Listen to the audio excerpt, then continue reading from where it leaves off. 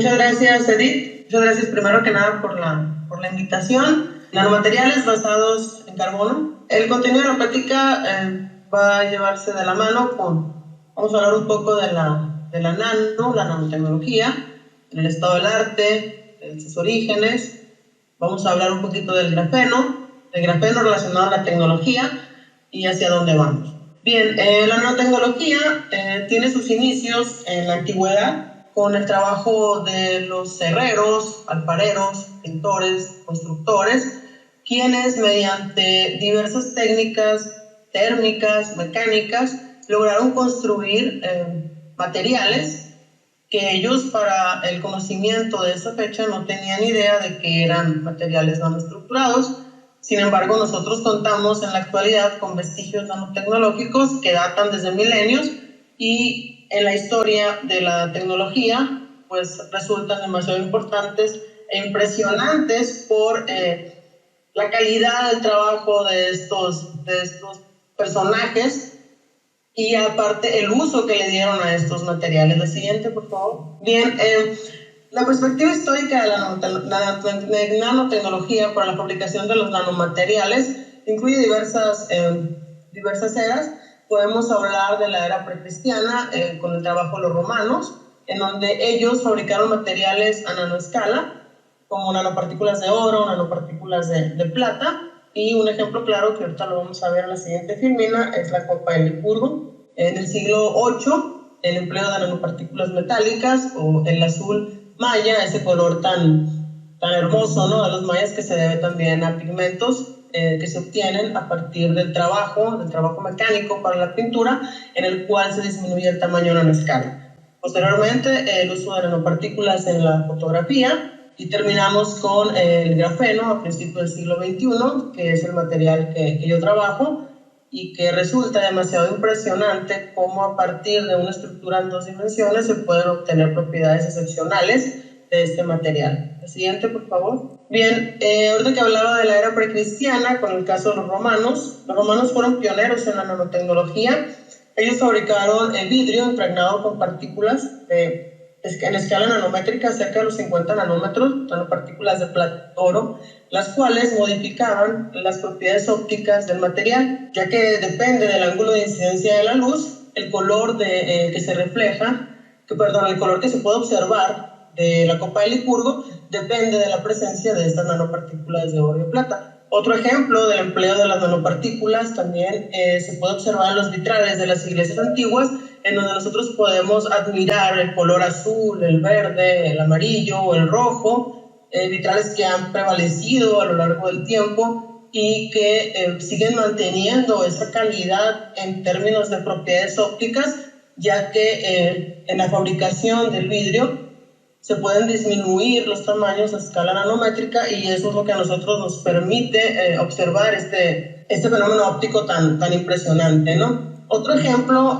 son los sables de Damasco. El acero de Damasco era conocido por ser un acero fuerte, a partir del cual se fabricaban los sables o las dagas de Damasco, con los cuales eran capaces pues, de cortar de un tajo a su contendiente. El resultado que se encontró en el año 2006, bueno, está el artículo, no se alcanza a ver, es un brief communication de Nation, en donde se encontró mediante microscopía electrónica 100 nanotubos de carbono multipared en los sables de Damasco. Eso significa que el tratamiento termomecánico que recibía el acero para ser procesado y obtener posteriormente el arma, esta arma llevó a la transición de acero a acero nanoestructurado en forma de nanotubos de carbono. Entonces, si el sable presentaba características muy específicas sobre el corte que podría realizar cuando era utilizado, en este caso en la guerra, pues se debe a la presencia de materiales nanoestructurados como el nanotubos de carbono multipared. Con esto nosotros podemos ser testigos de que en la antigüedad, con las prácticas como les dije al principio, de herreros, alfareros, pintores, constructores, ellos podían llevar a cabo procesos para la obtención del material, en donde podían disminuir de manera considerable el tamaño de las partículas y obtener estos resultados. Bien, las nanoestructuras, nosotros podemos encontrar nanoestructuras en diversas presentaciones. Tenemos en 0 dimensión, en 1 dimensión, 2 dimensiones y 3 dimensiones. Lo maravilloso de todo esto es que nosotros podemos transicionar entre una y otra y obtener propiedades, bueno, mejor dicho, observar y medir propiedades de los nanomateriales cuando presentan este tipo de características tan especiales, y con ello pues podemos pasar, como en el caso del grafito, que es 3D, podemos pasar a grafeno en 2D, a nanotubos de carbono en 1 dimensión, o bien a fullerenos en 0 dimensión. Puntos cuánticos, nanopartículas, entre otros. Nosotros podemos cambiar a partir de nanopartículas, hacer crecer nanotubos, y un sinfín de combinaciones posibles, las cuales nos van a permitir obtener diferentes materiales a partir de uno de ellos.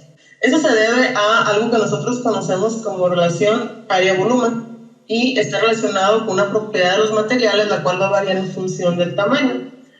Cuando nosotros llevamos los nanomateriales, llevamos los materiales a escala nanométrica, se van a observar propiedades excepcionales que no son observadas en el bulto. ¿A qué nos referimos con bulto? Nos referimos al volumen que ocupa un objeto, en este caso la materia.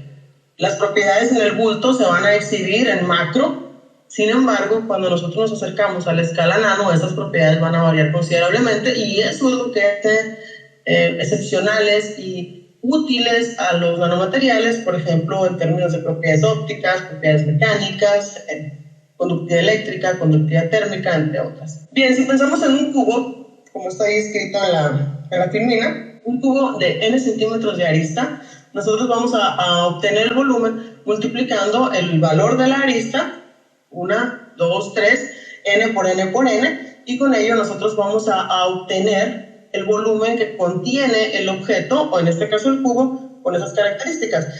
Un cubo de 1 centímetro de arista va a tener un volumen representado por n por n por n.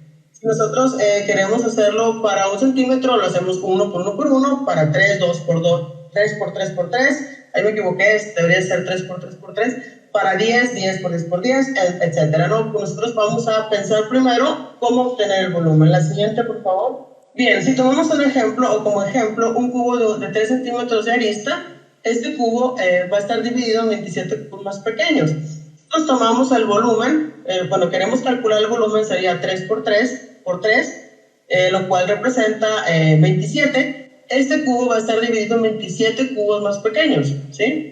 La pregunta es, ¿cuánto mide la arista de al menos uno de los 27 cubos? La superficie de este cubo está formada por 6 caras, y cada cara va a presentar un área que va a calcularse. Si nuestra arista sería de valor n, continuamos, sería n por n. Entonces nosotros podemos calcular el área, nos da el área en 2 dimensiones, cada una de las caras, pero sin olvidar que nuestro cubo tiene un volumen n por n por n. El área, si nosotros tomamos un área dada, por ejemplo, 6n dada, nuestra área va a crecer, ¿sí? Va a crecer con respecto al volumen. Entonces vamos a ver cómo el cuadrado de la longitud crece como el cubo de esa longitud. ¿Qué va a suceder si nosotros duplicamos la longitud de la arista? Ahora en lugar de tener n, pues podríamos tener 2n, en lugar de tener 3 tendríamos 6, si tenemos 6 podríamos tener 12, duplicando la longitud de la arista. Bien, si nosotros duplicamos la longitud de la arista, vamos a ver que el volumen crece más rápidamente de lo que lo hace el área. El volumen que nosotros tenemos, entonces si tenemos un volumen con un valor de arista de 2 o un valor de arista de 3, 2 a la 3 nos da 8, 3 a la 3 nos da 27. En cambio, para el área, como es al cuadrado, el área va a crecer más lentamente de lo que lo hace el volumen, ¿no? Es una relación, entonces, área-volumen. Incrementando el tamaño de la arista, incrementamos el volumen, y este lo hace mucho más rápidamente de lo que lo hace el área. Bien, supongamos que nuestra n vale 14 para el cubo que nosotros estamos bajando. Entre mayor sea el tamaño del cubo, pues mayor va a ser el volumen que ocupa por cada centímetro de superficie. Para calcular el área, entonces sería 6 veces, porque tenemos 6 caras, por 14 al cuadrado. El 14 viene del valor de la n, ¿sí? Entonces lado por lado, o n por n, nos da un valor de 1176, no con todas las unidades, pero sería al cuadrado, en este caso centímetros o metros o nanómetros, y en el caso del volumen sería 14 por 14 por 14, nos da un valor de 2744. Con ello podemos observar que el volumen crece mucho más rápido de lo que lo hace el área cuando tenemos un valor de arista dado. Independientemente del valor de arista que tengamos, siempre va a ser mayor el volumen con el área. Y esto es importantísimo para los que estudiamos de los nanomateriales, porque nosotros tenemos que comprender cuál es la relación de área-volumen, ¿sí? De qué manera nosotros podríamos aprovechar esas características. Dentro de ese cubo hay n cubitos más pequeños, porque toda la materia, nosotros ya sabemos que la materia está formada por celdas unitarias, celdas que se repiten en el espacio, y, por ejemplo, procesos como la molienda mecánica nos van disminuyendo a nosotros el tamaño de este cubo hasta que obtengamos nanoestructuras, o estructuras, perdón, más pequeñas cada vez, que representan al todo y ya no se encuentran en el bulto. Es como si fuéramos fraccionando este cubo de n igual a 14 con el valor de arista igual a 14 en 14 cubos más pequeños. Y ahora en lugar de tener 14 cubos, perdón, ahora en lugar de tener 14 cubos, 14 por 14 por 14, que sería 2744, podríamos separar a esos cubos individualmente, y eso es lo que a nosotros nos da como resultado el nanomaterial. En términos del área superficial, la relación área o la relación superficie-volumen, para nosotros es muy importante, como les decía ahorita, que si nosotros alcanzamos a disminuir el tamaño de las estructuras, vamos a incrementar esa área de superficie. Vamos a incrementar el número de átomos en la superficie y con ello vamos a modificar la reactividad química. Para nosotros los químicos, o bueno, para todos los que nos dedicamos a la investigación, es muy importante incrementar la reactividad química, porque al final del día somos átomos que estamos interactuando, yo lo digo todos los días en mi clase, somos átomos que estamos interactuando a nivel de electrones, ¿sí? Átomos que estamos interactuando con la materia y más materia interactuando con más materia para llevar a cabo reacciones químicas propias del metabolismo, reacciones químicas que nos van a permitir sobrevivir, reacciones químicas que nos van a permitir accionar algún dispositivo, no lo sé. La modificación de este número de átomos en la superficie que nos van a permitir incrementar entonces la reactividad química es el pan de cada día de los científicos. ¿Por qué? Porque nosotros estamos buscando cómo mejorar propiedades de los materiales, cómo hacer que ese material nos dé a nosotros como resultado una característica muy específica que nos va a permitir mejorar algún proceso de la vida, cualquiera, ¿no? Entonces, ya sea en términos de salud, en términos de algún proceso, algún dispositivo, etcétera, ¿no? Si disminuimos el tamaño, nos acercamos a dimensiones críticas. Nuestras células, presentan dimensiones del orden de micrómetros. Sin embargo, existen estructuras 3 órdenes de magnitud más pequeñas, e incluso la distancia interatómica es del orden de los angstroms. Por ejemplo, para un átomo en la molécula de metano, la distancia entre carbonos y hidrógenos es de 1.1 angstroms. Entonces nosotros estamos hablando de que la materia realmente se encuentra en dimensiones muy pequeñas, pero como está estructurada en celdas unitarias que se repiten en el espacio, podemos observar estructuras sin el bulto. La escala para los nanómetros que nosotros vamos a manejar es 1 por 10 a la menos 9 metros, es la 1000.000.000ª parte del metro, y con ella vamos a desarrollar lo que continúa para esta plática. La siguiente, por favor. No olviden ese valor, pues 1 por 10 a la menos 9. Si nosotros comparamos los tamaños de objetos en la escala de tamaños, nosotros podemos pues partir, ¿no? En este caso tenemos a la molécula de agua, 0.1 nanómetros, una molécula de glucosa, luego seguimos con puntos cuánticos, luego seguimos con el tamaño de virus, bacterias, las células, y por último objetos en macro, pues que representan tamaños más grandes, que ya son visibles al ojo humano. Pero que no sean visibles al ojo humano no significa que no existan, no significa que no puedan presentar características o propiedades que a nosotros nos sirven para desarrollar algún proceso. Como pueden observar en la escala de tamaños, pues podemos comparar de manera muy clara el tamaño de una molécula de agua con el tamaño de una pelota, en este caso de tenis. Esta pelota de tenis pues es lo suficientemente grande para ser observada, y la molécula de agua, aunque nosotros podemos observar el agua que fluye, la podemos beber y todo, no podemos ver individualmente a una molécula, ¿sí? No la podemos observar. Sin embargo, observamos el bulto, observamos el volumen que ocupan todas esas moléculas de agua unidas para que nosotros podamos ver el mar, un río, el vaso con agua, etc.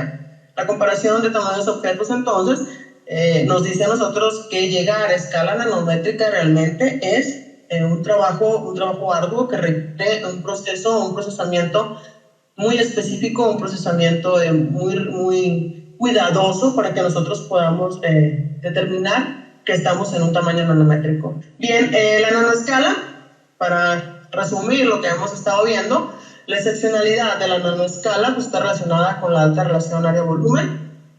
A menor tamaño, el área de la superficie del material se va a incrementar, y de metros a nanómetros vamos a incrementar también el área cuando nosotros estamos trabajando en nanoescala. Es muy importante entender esta parte o esta cuestión de la nanoescala, porque a nosotros nos permite incrementar la reactividad.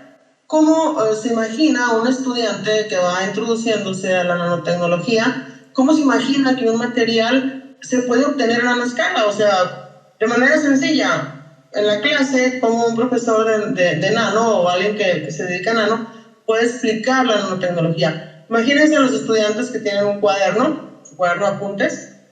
Su cuaderno de apuntes tiene una dimensión determinada, supongamos n por l, para el área de cada hoja, y un volumen determinado que le vamos a llamar x, ¿no? N por l por x. Si nosotros tomamos ese cuaderno, ¿no? Ese cuaderno, por ejemplo, tomar mi libreta. Mi libreta ocupa unas dimensiones determinadas, ¿no? X dimensiones, con unas, no sé, n por l por x. Y esta va a ser el tamaño de mi libreta. Pero si el tamaño de mi libreta yo lo veo modificado de manera tal que tomo cada una de las hojas, ustedes lo pueden ir pensando ahorita, toman cada una de las hojas de su cuaderno y las colocan en el piso de su casa, van a cubrir un área mayor de la que ocupa este material que se encuentra, en este caso el cuaderno, que se encuentra compactado, y una de las hojas, cada una de las hojas, una encima de la otra. Para que tengan una visión de lo que es la nanoescala, la relación área-volumen, la importancia de confinar, la importancia de compactar, lo podrían representar de esa manera. Su cuaderno va a ocupar un área mayor si se separa por hojas en el piso de su casa. Y lo pueden observar en procesos simples. Vaya, el tema está relacionado con el carbono. Yo les voy a hablar un poquito del carbono ahorita. Ya hablamos un poco de la nanoescala, la importancia, desde cuándo se empiezan a desarrollar estos materiales en el mundo con las antiguas civilizaciones. El carbono, la siguiente por favor, es un material, es un átomo, ¿sí? Que se encuentra presente en la tabla periódica, grupo 6 de la tabla periódica, y es muy especial. Es muy especial, ¿por qué? Porque forma parte de las biomoléculas, de las moléculas que nos dan vida. Se encuentra en nuestro ADN, en nuestras proteínas, en los fosfolípidos, en nuestras células. Se encuentra formando parte de todo lo que a nosotros nos da vida. Incluso el carbono es estudiado vía la química orgánica, a partir de la cual pues, se han entendido muchos aspectos relacionados a la importancia del carbono. ¿Por qué estudiar el carbono? ¿Por qué darle todo un tema de química, separar a la química orgánica de la química inorgánica a través del carbono? Es un elemento de la vida, pero también tiene otras características. Bien, la tabla periódica, ya se los mencioné, lo vamos a encontrar en el grupo 6, tabla periódica. Siguiente, es un átomo. El átomo de carbono presenta una característica muy especial. Tiene presentes 4 electrones de valencia, ¿sí? 4 electrones de valencia distribuidos en niveles energéticos. En el 1s tiene 2, en el 2s tiene 2 y en el 2p tiene otros 2 electrones. Con eso nos da a nosotros 6 electrones y 4 en el segundo nivel, y en el shell de valencia se encuentran presentes esos 4 esos 4 electrones. El carbono tiene la particularidad de que se puede hibridizar él solo. El solito se puede hibridizar y puede pasar electrones de un nivel a otro para generar orbitales híbridos a partir de orbitales atómicos, en donde puede generar n configuraciones. Esas n configuraciones las conocemos en química como alcanos, alquenos, alquinos, o diferentes valores de hibridación como sp3, sp2 y sp. Estos materiales basados en carbono que ustedes observan en la filmina han sido estudiados desde el año 1986, cuando en la Universidad de Rice en Texas fueron descubiertos los fullerenos, los C60. Esa es una fotografía del domo geodésico construido por el arquitecto Mr. Fuller. Se encuentra en la isla Santa Elena de Montreal, en donde pues es el primer fullereno, ¿no? Él había 10 años antes del descubrimiento de los fullerenos había ideado un domo geodésico con las características de este material. Son nanotubos de carbono, asemeja a un balón de soccer y se encuentra en dimensión cero. Después pasamos a nanotubos de carbono. Los nanotubos de carbono nosotros los podemos observar como nanotubos multipared o nanotubos de una pared, nanotubos bipared de 2 paredes. Luego pasamos al grafeno, recién descubierto, nanotubos de carbono en 1991 por el microscopista japonés Sunio Ujima. Posteriormente pasamos al grafeno a principios del siglo con los trabajos de Gaiman y Novoselov, en donde ellos describen toda la teoría detrás, para ese tiempo, la teoría detrás de la estabilidad de una estructura en 2 dimensiones, que hasta antes de eso era complicado entender cómo se podía estabilizar.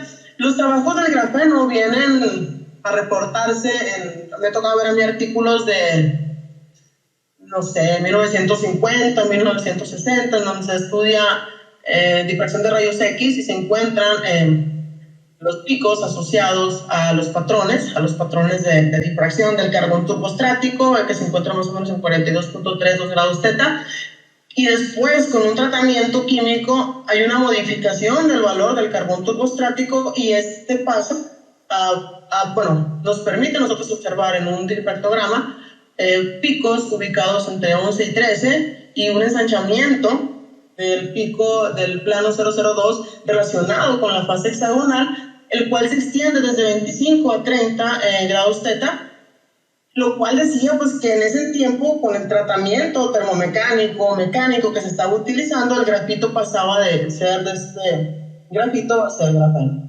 Pero pues como no existía todavía una comprensión acerca de la estabilidad de esa estructura en 2 dimensiones, fue hasta principios del siglo cuando se viene el boom del grafeno, ¿no? Cuando se viene el boom del grafeno y se viene el entendimiento de este material, que hasta la fecha pues ha sido muy utilizado, ¿no?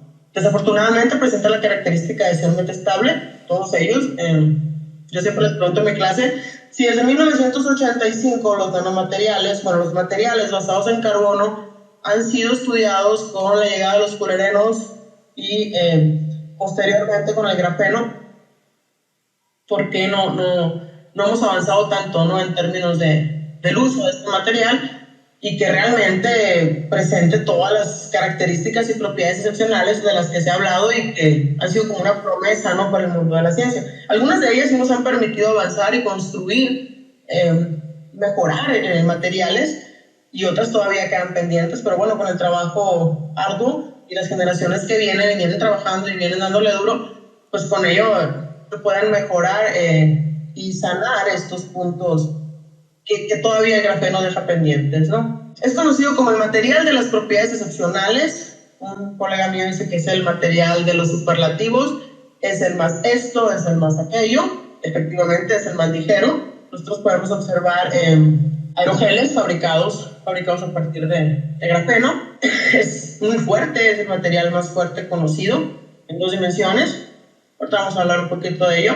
Es un excelente conductor eléctrico, presenta propiedades térmicas también muy buenas, propiedades ópticas de lo más interesantes, puede ser transparente, y presenta buenas propiedades mecánicas porque es muy flexible. El grafeno entonces es el material excepcional, es el material del sueño, ¿no? El sueño de los científicos. Yo con un material puedo hacer lo que sea, ¿sí? Yo con ese material puedo hacer lo que sea, puedo construir lo que sea, puedo mejorar la conductividad eléctrica, puedo mejorar la conductividad térmica, puedo hacer cosas que sean transparentes, muy duraderas o muy fuertes, perdón, y al mismo tiempo sean muy flexibles. Continuamos con la pregunta. Entonces, ¿por qué no, verdad? Porque hasta la fecha no se han alcanzado a cumplir todos esos sueños, ¿no? El grafeno es un material extremadamente diverso, se puede combinar con otros materiales y con ello mejorar propiedades que presentan estos materiales que puedan ser deficientes, ¿no? O sea, no sé, puedes mejorar con un 5% de grafeno, con adición de 1% de grafeno, puedes mejorar propiedades eléctricas, propiedades térmicas, propiedades mecánicas, etcétera, ¿no? Esto es lo que hace el material. El material por sí solo también puede ser utilizado, sin embargo, todavía se encuentra en estudio, ¿no? Bien, hasta el año 2013, que son los datos que yo encontré, ahí pueden observar ustedes en el gráfico que tenemos aquí, cómo es la tendencia de patentes de grafeno hasta este año, en términos de análisis de invenciones. Nosotros podemos observar que en la última década el incremento de patentes, ¿sí?, ha sido dramático, ¿sí?, un incremento gigantesco. Y estas se encuentran distribuidas en América del Norte y en Asia. La mayoría de las patentes de grafeno de este año, en donde pues nosotros podemos observar para estos tres países, ¿no?, cómo se han ido incrementando, ¿no? Bien, el grafeno puede ser aplicado en diferentes áreas de la ciencia y la tecnología. Por ejemplo, en energía. Yo trabajo en la fabricación de materiales termoeléctricos, otras personas trabajan en la fabricación de los tares basadas en el efecto fotovoltaico, en biomédicas, en baterías y en pantallas táctiles. Se puede utilizar como electrodo para las baterías de litio, ¿sí? Y bueno, de hecho el fito se utiliza como electrodo, pero también en un electrodo de grafeno, y para la fabricación de pantallas, con la fabricación de dispositivos que puedan ser flexibles, dispositivos que se puedan doblar y mantener después de doblarse, que puedan mantener las propiedades y las características que nosotros deseamos con un dispositivo electrónico, ya sea una tablet, un teléfono, no lo sé. En la actualidad nosotros vivimos en la era de la nanotecnología, somos testigos todos los días de la era digital, ¿sí?, de cómo las aplicaciones de la nanotecnología han ido un poquito más allá de lo que nosotros pudiéramos haber imaginado, al menos yo, ¿no?, que soy yo soy de la década de los 80, ¿no? Entonces cuando todo era lo máximo en aquel entonces era el Atari, ¿no? De repente pasas a la construcción de dispositivos que de manera muy acelerada van haciendo más fácil y más amena la vida, ¿no? Entonces vivimos en una era nanotecnológica. Estamos entrando en lo excepcional del nanomundo, lo podemos ver en ficción, lo podemos ver en los dispositivos, lo podemos ver, los niños ahorita ya nacen con ese chip tecnológico, con la utilización de estos dispositivos, y ya están inmersos en este mundo al que a nosotros pues nos tocó observar esas transiciones, observar esos cambios, ¿no? Lo excepcional del nanomundo es impresionante. ¿Por qué? Porque nosotros podemos observar propiedades en nanoescala que no se van a existir en el bulto, disminuyendo el tamaño, modificando ese valor de relación de área-volumen. Bien, las aplicaciones de los nanomateriales, como podemos observar, son diversas. Nosotros podemos ver cómo nanociencia, nanotecnología, química, química, etcétera, ciencia de materiales, esto es, va de la mano la fabricación de los nanomateriales, física, bioquímica, etcétera. El uso de estos materiales en nanoescala a nosotros nos permite entonces desarrollar cada vez más y mejores dispositivos o equipos que nos permitan a nosotros mejorar la calidad de vida de las personas. Porque necesitamos generar mejores dispositivos a través de los cuales las fuentes renovables de energía puedan sustituir a fuentes no renovables de energía que puedan ser altamente contaminantes, o bien procesos que resultan demasiado dañinos para el medio ambiente, que puedan ser sustituidos por nanomateriales.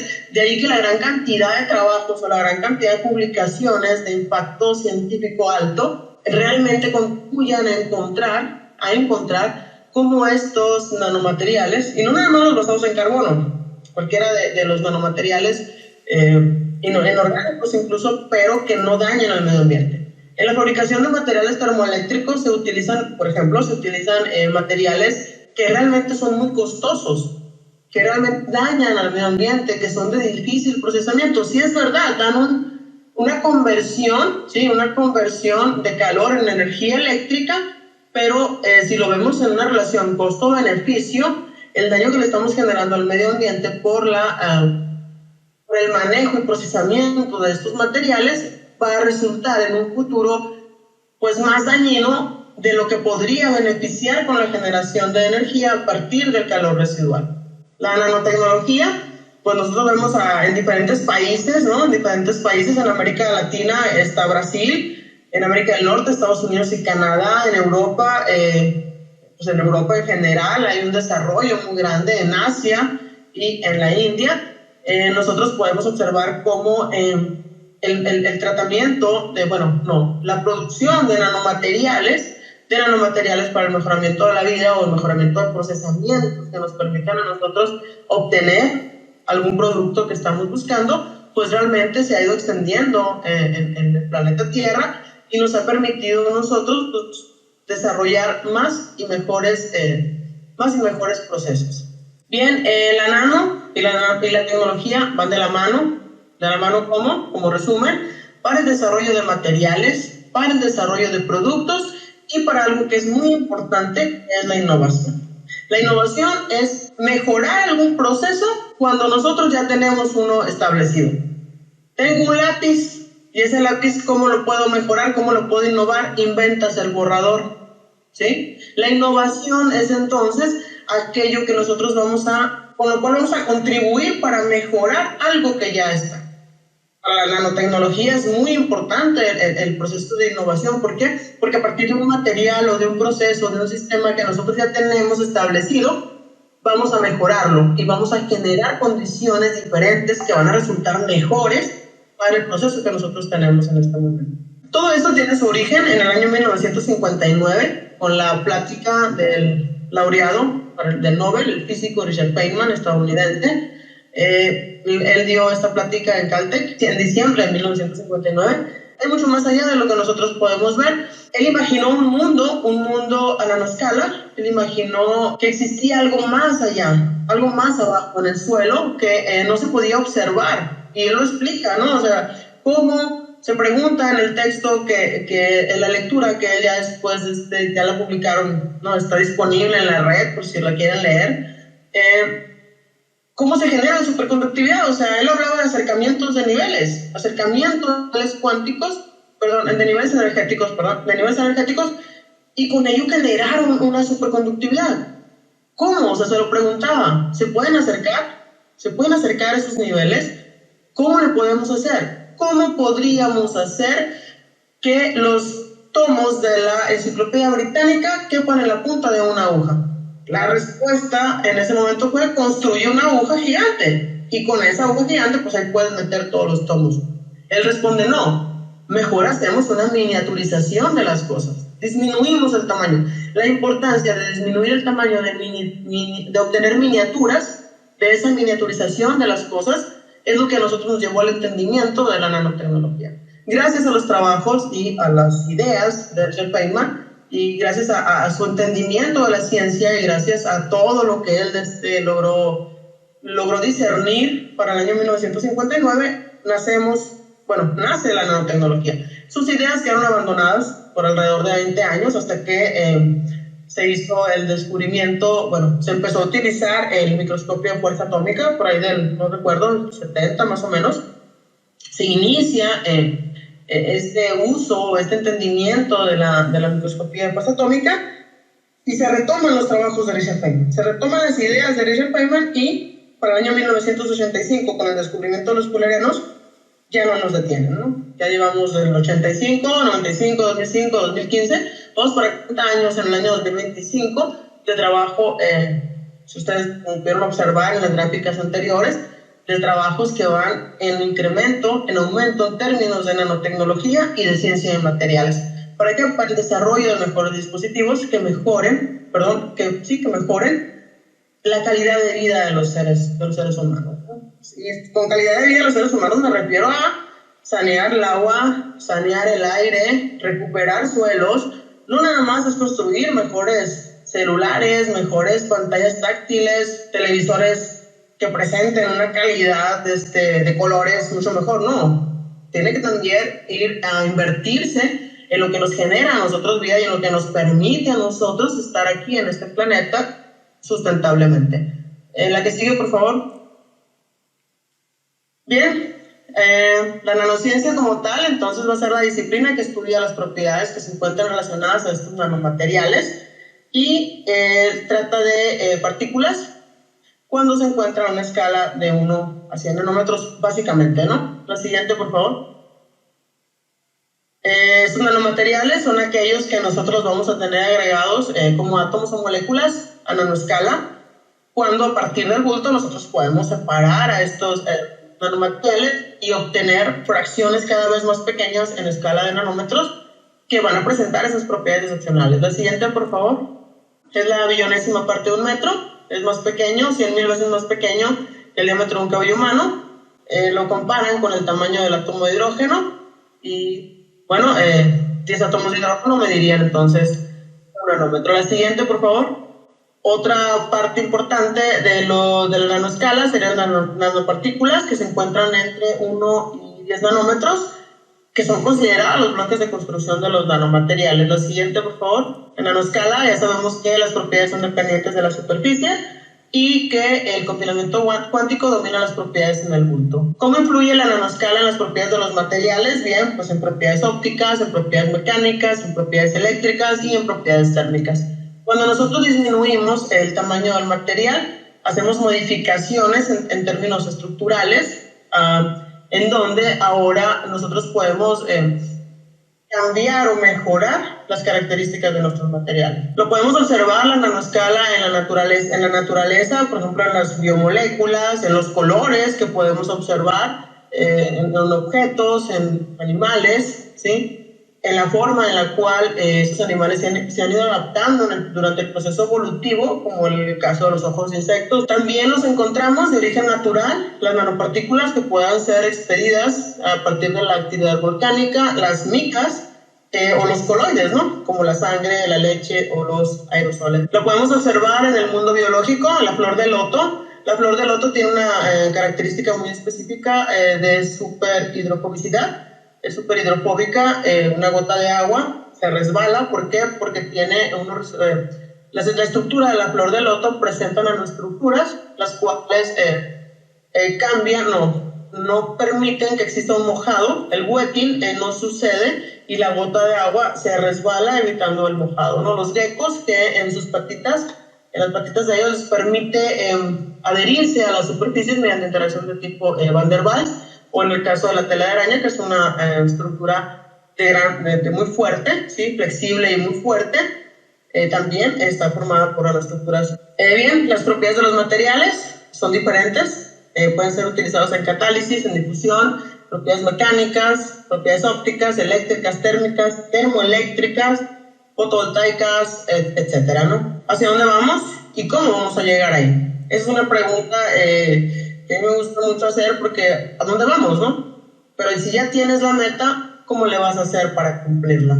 Bien, existe algo que se llama el Graphene Flagship, es una organización europea que por ahí del año 2012 más o menos, dedicó una gran cantidad, ¿sí? 1.000 millones de euros de dinero para el estudio del grafeno y 2.000 para el estudio del cerebro. Entonces, si nosotros vamos a pensar, pues, hacia dónde va la investigación para un futuro, pues en cómo preservar la conciencia humana y cómo mejorar las condiciones en términos de energía, en términos de propiedades térmicas, propiedades eléctricas, propiedades mecánicas, propiedades termoeléctricas, propiedades ópticas de los materiales, utilizando grafeno. Es demasiada la cantidad de dinero que se le confirió a través de esta organización para que la Comunidad Europea iniciara el estudio de procesos, fabricación de dispositivos, generación de energía, mejoramiento de procesos utilizando el grafeno, ¿no?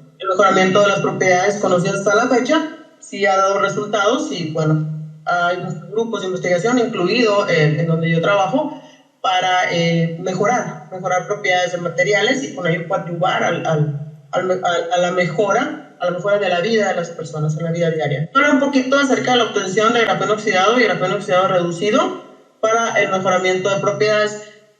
Yo lo que trabajo con mis alumnos es el desarrollo de materiales con propiedades de retardancia a la flama. ¿Por qué? Porque es un problema real. Los materiales se queman, los materiales pueden cambiar la fase cuando son, pueden cambiar los materiales cuando son sometidos a una temperatura elevada, forma de fuego, y con ello pues generar pérdidas materiales, pero sobre todo pérdidas humanas, ¿no? Entonces, les voy a hablar un poquito ahorita de eso y del uso de grafeno oxidado y grafeno oxidado reducido en la fabricación de materiales termoeléctricos y en la disminución de la velocidad de corrosión de otros materiales, ¿no? Bien, en el lugar donde yo me encuentro trabajando es el CICATA Unidad Altamira, se encuentra en la región sur del estado de Tamaulipas. Es un centro de investigación que pertenece al Instituto Politécnico Nacional. Yo desarrollo investigación ahí como cátedra CONACYT, y la parte que me toca trabajar es la fabricación de materiales termoeléctricos basados en polímeros conductores. Una de las modificaciones al proyecto inicial fue la obtención de grafeno oxidado y a partir de él obtener el grafeno oxidado reducido. Esta reducción se puede llevar a cabo vía química, vía térmica y vía electroquímica. La vía química es el empleo de reductores, ¿sí?, de compuestos que puedan funcionar como reductores que eliminen grupos oxigenados que se encuentran en la superficie del anillo de benceno del grafeno, y con ello modificar los grupos funcionales que se encuentran adheridos a una red hexagonal de anillos de benceno. ¿Qué hace tan impresionante al benceno? El benceno es muy impresionante, ¿por qué? Porque la densidad electrónica, o sea, donde se encuentran distribuidos electrones, es la misma por encima y por debajo de cada átomo de carbono. Esto hace que sea un material que, al formar parte del grafeno, le confiera propiedades muy interesantes. Sin embargo, cuando nosotros llegamos y adherimos o incorporamos un grupo oxigenado, ya sea un OH, un COH, a la superficie de este benceno, modificamos la distribución de la densidad de carga, y con ello pues podemos generar cambios, ¿no?, cambios estructurales que luego los vemos reflejados en las propiedades, ¿no?, del material. Si teníamos un material de grafeno oxidado que no conducía lo suficiente, no sé, presentaba una conductividad de 1 por 10 a la menos 3, supongamos, una vez que nosotros retiramos esos grupos de oxígeno, podemos incrementar los valores de conductividad y moverla a 1, 2 o 3 órdenes de magnitud. Mejorar con ello, o 3 órdenes de magnitud, la conductividad eléctrica. Aquí les voy a hablar un poquito de grafito oxidado, ¿sí? En este caso es el trabajo que yo realicé, he realizado en el CICATA, con el que he estado trabajando los últimos años. A partir de grafito, que es una estructura en 3 dimensiones, nosotros podemos obtener vía el método de Fomers grafeno oxidado. Este grafeno oxidado puede ser modificado estructuralmente, retirando vía química, térmica o electroquímica de esos grupos oxigenados, generando una estructura en 2 dimensiones de grafeno. Lo que ustedes pueden observar aquí abajo es un espectro Raman, en donde es visible que la banda 2D, el sobretono de la banda de los defectos, ubicada en 1350 centímetros a la menos 1, desplazamiento Raman, cuando nosotros llegamos a 2700, que es el doble de la banda D, de nombre de la banda 2D, esto representa visualmente en este gráfico, representa que el grafito pasó a grafeno oxidado, presenta una gran cantidad de efectos. Sin embargo, también obtenemos una banda 2D mucho más intensa de lo que es la misma banda G y la misma banda D. A partir de estas 2 bandas nosotros podemos obtener los defectos del material, pero es muy importante para nosotros entender que podemos obtener grafeno a partir de un método electroquímico. La siguiente, por favor. Este grafeno puede ser utilizado en la fabricación de materiales termoeléctricos, o bien en materiales en donde se pueda disminuir la velocidad de corrosión. En esta imagen nosotros podemos observar cómo los iones que se encuentran disueltos en el ambiente o en el mismo ambiente, o si lo tenemos en un medio de disolución, pueden modificar la estructura de una placa de acero inoxidable 3-4L, modificando o cambiando la película pasiva de óxidos que se generan de manera natural sobre la superficie del acero para protegerlo, y cómo es que a medida que nosotros incorporamos diferentes capas de grafeno oxidado electroquímicamente, se pueden mejorar. En este fue encontrado a 4 volts utilizando un electrodo saturado de calomel. En estos a menos 4 volts, entonces encontramos que se podía disminuir la velocidad de corrosión y no destruir esta capa pasiva, sino que el grafeno se podía adherir a la superficie. Todavía antes de la pandemia, cuando íbamos todavía al centro, esas placas se encontraban en Altamira, la humedad es casi de 100%, es muy elevada y todo tiende a corroerse, ¿no? Sobre todo los que viven cerca de una playa, de un río y así, pues saben lo que es muy fácil que se corroan, ¿no? Entonces disminuir esta velocidad de corrosión es muy importante porque a nosotros nos permite incrementar el tiempo de vida útil de los materiales. Bien, aquí se pueden observar las diferentes características de las placas sometidas a diferentes voltajes, a voltajes de reducción, eliminando los grupos oxigenados y recuperando la hibridación de tipo SF2 del anillo de benceno para la obtención del grafeno, ¿no? La siguiente, por favor. ¿Esto es para qué? Para fabricar materiales termoeléctricos, materiales que conviertan el calor residual en energía eléctrica. Genera energía eléctrica a partir de un gradiente térmico. Bien, otra parte del trabajo que se hace es mejoramiento de propiedades de materiales, por ejemplo, retardancia de la flama. La siguiente, por favor. Grafeno, termoeléctricos todavía. Se puede obtener un material compuesto utilizando un polímero conductor llamado polianilina, el cual es empleado como material termoeléctrico. La siguiente, por favor, ahí se puede ver cómo están embebidos, ¿no? Otra sería la fabricación de materiales con propiedades de retardancia de la flama. En este caso, mi alumno, la siguiente, por favor, desarrolló probetas de polipropileno, fabricó probetas de polipropileno, una matriz de quitosano y le adicionó grafeno. Bien, él lo que hizo fue obtener grafeno oxidado, le agregó quitosano, después agregó esta mezcla al polímero polipropileno y analizó la retardancia. Bien, lo que él encontró fue que efectivamente a partir de grafito, que sería el rojo, obtiene grafeno oxidado. Aquí podemos observar la banda ubicada en 3.400 centímetros a la -1, en la cual es asociada a la presencia de los OHs. Aquí ya se observa los 3 elementos que él utilizó, quitosano, óxido grafeno, y la mezcla quitosano, óxido grafeno en un espectro de FTIR. La siguiente, por favor. Aquí, de nuevo, se hizo espectroscopía Raman. No podemos quitar la espectroscopía Raman cuando estamos trabajando en el grafeno. Nosotros podemos observar que existe una gran cantidad de defectos en la matriz de grafeno oxidado, a diferencia del grafito, que presenta una banda más característica de compuesto de carbono, ¿no? Esto nos dice a nosotros que efectivamente él logró introducir grupos oxigenados y oxidó al grafito. Bien, este es un difractograma de rayos X en donde se puede observar el plano 002 del grafito ubicado en 26.1, en este caso está ubicado en 26.4 grados teta, y aquí nosotros podemos observar la diferencia entre los difractogramas de XRD, de difracción de rayos X, en donde se observan los diferentes planos cristalográficos a medida que nosotros vamos cambiando de compuestos. Aquí tenemos al grafito con el plano 002, grafeno oxidado con el 001 que aparece entre 11.5 y el de carbón turbostático en 42.1. Acá tenemos el del quitosano, el 002 y el 100. Bien, eso es un análisis morfológico en donde se observa la presencia de grafito y la presencia de grafeno oxidado. En este caso acá, placas de grafito y grafeno oxidado. Bien, también se hicieron análisis de termogravimetría, análisis termogravimétrico, en donde se observan las diferentes fases por las cuales puede pasar un material sometido a un gradiente de temperatura. En este caso es muy importante para nosotros. ¿Por qué? Porque nosotros vamos a determinar a qué temperatura se llevan las transiciones de fase del material que estamos trabajando. Es muy importante. ¿Por qué? Porque se van a desarrollar análisis de propiedades de retardancia a la flama. Aquí nosotros podemos, es una prueba de retardancia de la flama, aquí es el calor liberado.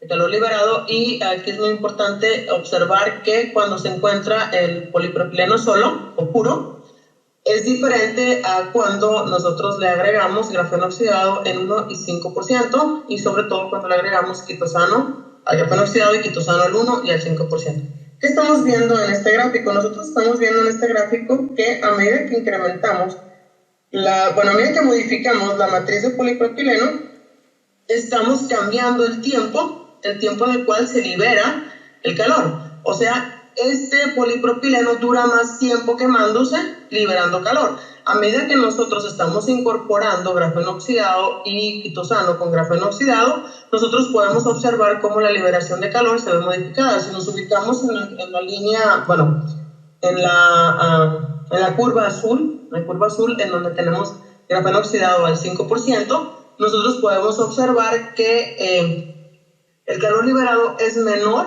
y en menor tiempo. Existen transiciones de fase relacionadas a la estructura, a la parte estructural del material, en donde nosotros podemos ver que el calor liberado para grafeno oxidado en 5%, adicionado a una matriz de polipropileno, es menor que la del mismo polipropileno. Agregamos quitosano, el quitosano incrementa el valor de calor liberado, pero lo hace en un menor tiempo. La transición cambia. La adición de materiales de carbono en una matriz de polipropileno es capaz de retardar el tiempo o la velocidad a la cual se libera ese calor, y con ello disminuir el tiempo de quemado del material. Significa que si el material se va a quemar en 210 segundos o en 90 segundos, para el polipropileno va a durar mucho tiempo, va a durar entre 90 y 180 segundos quemándose, pero con la adición de grafeno este tiempo se retarda, ¿sí? Y la aparición de las fases por las cuales puede pasar el material también es distinta. ¿Por qué? Porque lo que queremos es formar una costra que ya no permita que el material se siga consumiendo. Se forma lo que se conoce como char, C-H-A-R, y ese char ya no permite que el material se siga consumiendo. Con ello se puede disminuir el tiempo de quemado del material y evitar las pérdidas humanas, sobre todo, ¿no? Y, pues claro, las pérdidas materiales, ¿no? Aquí tenemos una demanda de oxígeno, es como el material con polipropileno, ¿sí? Demanda mucho más oxígeno. El oxígeno es el combustible para que se pueda llevar a cabo el proceso de quemado, y cuando nosotros incorporamos grafeno oxidado y quitosano al 5%, pues entonces vemos una disminución con quitosano al 1 y al 5% de esta demanda de oxígeno. Cuando tenemos grafeno, podemos observar que todas las curvas diferentes a la negra demandan de manera diferente el consumo de oxígeno, siendo la de polipropileno, la negra, la que nos permite a nosotros pues decir que se quema. Con el gráfico anterior se quema más rápido y consume una cantidad de oxígeno mayor. En el caso de grafeno, solo al 5%, como en el caso anterior, pues es el que dura menos tiempo consumiendo oxígeno. La siguiente, por favor. Aquí tenemos una liberación total de calor, y también podemos observar que esta liberación total de calor está mediada por la adición de de grafeno al 5% y quitosano con grafeno al 5%. Como conclusiones, se puede observar que las técnicas empleadas en la obtención de nanomateriales nos permiten a nosotros obtener este material conocido como grafeno, el cual puede ser utilizado para mejorar propiedades. En este caso yo les presenté dos propiedades de retardancia a la flama y corrosión, y les hablé un poquito de las propiedades termoeléctricas, ¿no? En el caso de los materiales con retardancia a la flama, ha resultado muy interesante la forma en la cual el grafeno puede modificar el quemado de los materiales, disminuyendo en ocasiones rápidamente la flama hasta que se consume totalmente, ¿no? Una frase de Marie Curie que me gusta mucho: era como un nuevo mundo abierto para mí, el mundo de la ciencia, que por fin se me permitió conocer en toda libertad. Espero que se les quede muy grabado, sobre todo a los estudiantes que están empezando en este mundo tan interesante el entendimiento de la materia, y una vez que lo entiendan, transmitirlo. Pues muchas gracias, por mi parte es todo.